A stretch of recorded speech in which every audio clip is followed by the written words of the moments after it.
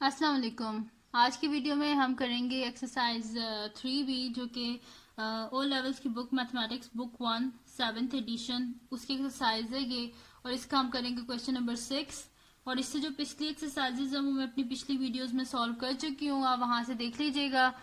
और अगर अभी तक आपने मेरा चैनल सब्सक्राइब नहीं किया तो उसको सब्सक्राइब कर दीजिए और बेल आइकन को ज़रूर प्रेस कीजिएगा ताकि आपको न्यू आने वाली वीडियोस के बारे में पता चल सके। तो जी स्टार्ट करते हैं। हमारे पास क्या है question number 6। The area of square हमारे पास क्या है 264 सेंटीमीटर। स्केयर फाइंड क्या करना है, the length of the square और the perimeter of the square. तो सोल्यूशन स्टार्ट करते हैं। बड़ा इजी सा क्वेश्चन है। ठीक है जी। सबसे पहले तो हमें पता होना चाहिए कि एरिया और पेरीमीटर स्केयर का। ठीक है, तो वो मैं आपको साइड पे बता देती हूँ कि एरिया ऑफ स्केयर हमारे पास क्या होता है। एरिया ऑफ स्केयर हमारे पास होता है जी एल स्केयर। ठीक है, एरिया इस तरह फाइंड करते हैं हम स्केयर का। और पेरीमीटर ऑफ स्केयर क्या होता है हमारे पास,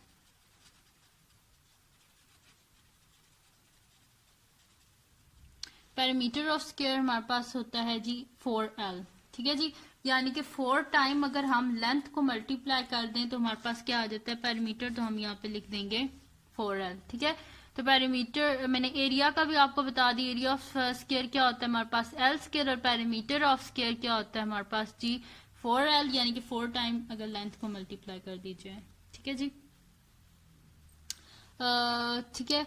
और 4 टाइम यानी कि 4 के साथ अगर लेंथ को मल्टीप्लाई कर दिया जाए। ठीक है जी, तो यहाँ पे अभी क्या कर देते हैं, सोल्यूशन स्टार्ट कर देते हैं। सबसे पहले फर्स्ट पार्ट कर देते हैं द लेंथ ऑफ स्केयर। ठीक है, तो सोल्यूशन फर्स्ट पार्ट का क्या है जी, the length of square.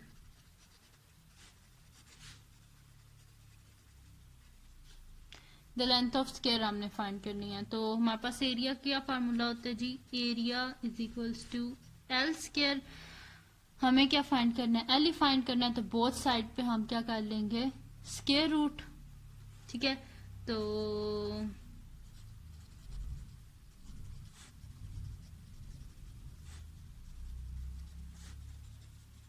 Square root जब बोथ साइड्स पे लेंगे तो हमारे पास क्या हो जाएगा, under root area is equals to under root L square. Square under root से कट गया, यानी कि क्या आ गया हमारे पास, under root area is equals to L. ठीक है, अब एरिया क्या था हमारे पास 264, तो हम लिख लेते हैं under root 264 is equals to L आ गया हमारे पास। तो जब हम 264 का अंडर रूट लेते हैं, यहाँ पे हम ले लेते हैं अंडर रूट 264, तो जी ये हमारे पास आ रहा है 16.24 16.248076। ठीक है, तो ये हम लिख लेते हैं, यानी कि एल के आगे हमारे पास 16.2480। ठीक है, करना क्या है हमने, मतलब कि ये जो लिखना था हमने इसको कहाँ तक करना था, हम इसे अप्रोक्सीमेट कर देते हैं जी 3 सिग्निफिकेंट फिगर्स तक। तो 1 2 3, थर्ड सिग्निफिकेंट फिगर ये है और इसके बाद क्या आ रहा है 4, यानी कि हमारे पास क्या हो जाएगा, ये 2 ही रहेगा। यानी कि हमारे पास लेंथ क्या आ गया 16.2 सेंटीमीटर, और हमने इसे किया कितने हैं 3 सिग्निफिकेंट फिगर्स तक लिखा है हमने इसे। ठीक है, ये था इसका फर्स्ट पार्ट। अब इसका कर लेते हैं हम सेकंड पार्ट। तो सेकंड पार्ट क्या है थी हमारे पास, द पैरामीटर ऑफ स्केयर।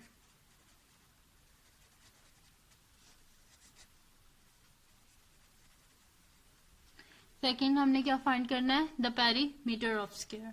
तो पेरीमीटर ऑफ स्केयर का क्या फार्मूला होता है हमारे पास, perimeter is equals to 4L, यानी कि लेंथ के साथ अगर 4 को मल्टीप्लाई कर दिया जाए।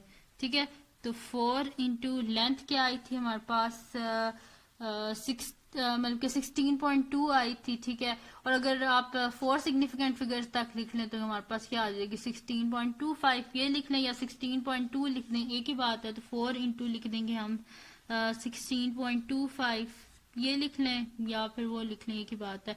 इसको जब हम मल्टीप्लाई करेंगे तो हमारे पास क्या आ जाएगा 65। ठीक है, 65 आ जाएगा। तो इसको अगर हमने 3 सिग्निफिकेंट फिगर तक लिखा था तो इसको भी 3 सिग्निफिकेंट पॉइंट 0 लिख देते हैं और यहाँ पे लिख देते हैं हम कि हमने इसे कहाँ तक किया, राउंड ऑफ 3 सिग्निफिकेंट फिगर्स तक। ठीक है जी। तो ये था जी क्वेश्चन नंबर 6 हमारे पास, जिसमें हमने क्या फाइंड किया, लेंथ भी फाइंड किया स्क्वायर की और पैरामीटर भी हमने फाइंड किया। स्क्वायर का बड़ा इजी सा क्वेश्चन है, कोई इसमें मुश्किल नहीं है, जस्ट हमने क्या कर दिया, आंसर लिख दिया। फिर हमने उसे, अगर इसको 3 सिग्निफिकेंट से लिखा तो इसको भी 3 सिग्निफिकेंट पॉइंट 0 लिख दिया बस एंड में।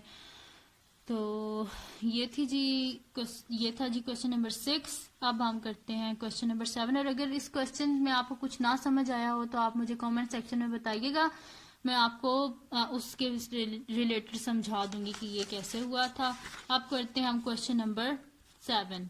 क्वेश्चन नंबर 7 क्या है जी हमारे पास, the circumference of a circle, the circumference of a circle is 136 metres. Find क्या करना है, the radius of the circle और the area of the circle. ठीक है, तो फर्स्ट हम इसमें क्या कर लेते हैं, इस क्वेश्चन के साथ साथ मैं आपको बता दूंगी कि जो है रेडियस किस तरह हम सर्कमफ्रेंस से फाइंड करते हैं और एरिया किस तरह हम फाइंड करते हैं। ठीक है जी, तो फर्स्ट इसका सोल्यूशन स्टार्ट कर देते हैं। फर्स्ट पार्ट का हमने क्या फाइंड करना है, रेडियस फाइंड करना है सर्कमफ्रेंस से। तो सर्कमफ्रेंस का हमारे पास क्या फार्मूला होता है, सर्कमफ्रेंस हमारे पास होते हैं जी 2 पाई आर। ठीक है, हमें किसकी वैल्यू चाहिए, आर की चाहिए, तो हमारे पास क्या हो जाएगा, सर्कमफ्रेंस को सी लिख देते हैं, यानी कि सी बाय 2 पाई क्या आ जाएगा हमारे पास, आर आ जाएगा। सी की वैल्यू हमारे पास गिवन है 136, तो सी की जगह हम लिख देते हैं 136 डिवाइडेड बाय 2 और पाई की जगह हम क्या लिख लेते हैं 3.14। ठीक है, इज इक्वल्स टू आर आ गया हमारे पास। ठीक है, पाई की जगह मैंने उसकी वैल्यू, पाई क्या होता है हमारे पास 22/7 और 22/7 को अगर आप डिवाइड करें तो हमारे पास क्या आ जाता है 3.14 आ जाता है। और अगर आप डायरेक्ट करना चाहते हो तो भी हो सकता है कि अगर आप 136 को कैलकुलेटर में शिफ्ट एंड ये वाला बटन दबाएं तो आपके पास क्या आ जाएगा, पाई आ जाएगा। ठीक है, डायरेक्ट भी पाई आ सकता है। तो हम इसको क्या कर लेते हैं, डिवाइड कर लेते हैं 136 डिवाइडेड बाय 2 शिफ्ट पाई। ठीक है, ये मैंने कर लिया कि 136 डिवाइडेड बाय 2 पाई, तो मेरे पास आंसर क्या आ गया जी 21.64। ठीक है, ये आ गया मेरे पास। इसको लिख लेते हैं हम, क्या आ गया मेरे पास, ये देख लें 21.6450। ठीक है, तो ये मैंने लिख दिया, यानी कि R इज इक्वल्स टू 21.6450। ठीक है, ये आ गया।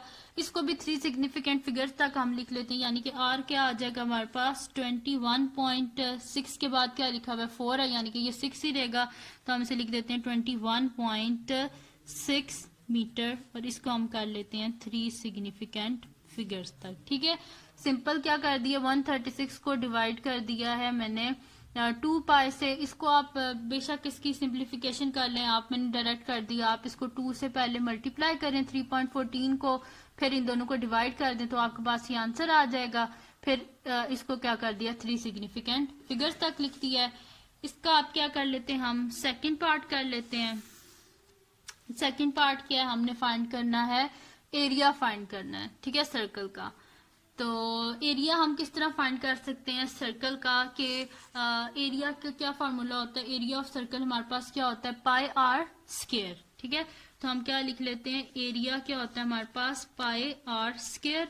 पाई क्या होता है हमारे पास 3.14 और आर हमारे पास ये आ गया था यहाँ से 21 पॉइंट, बेशक इसको आप 4 डेसिमल पॉइंट्स तक लिख लें। ठीक है, तो हम लोग लिख लेते हैं इसको 21.65 लिख लें बेशक, या यही लिख लें 6 लिख लें। ठीक है, मैंने यहाँ तक 4 तक लिख लिया तो ये 5 बन जाएगा ना, क्योंकि इसके बाद 5 है, या इस तरह लिख लें 21.65 या फिर 21.6 ही लिख लें। ठीक है, तो ये 3.14 को जब हम मल्टीप्लाई करेंगे तो ये हमारे पास पाई आर स्क्वायर है, ये इसके ऊपर स्क्वायर भी आएगा। ठीक है, तो इसको जब हम मल्टीप्लाई करेंगे सबसे पहले हम क्या कर लेते हैं, इसका स्क्वायर फाइंड कर लेते हैं 21.65 का स्क्वायर तो ये आ रहा है जी हमारे पास 468.7225।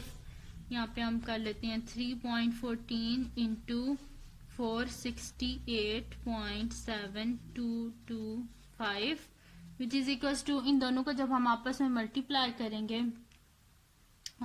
मल्टीप्लाई बाय 3.14, 3.14 से मल्टीप्लाई कर लें, या फिर सिंपल जो है इसको पाई से कर लें, 1471.78865।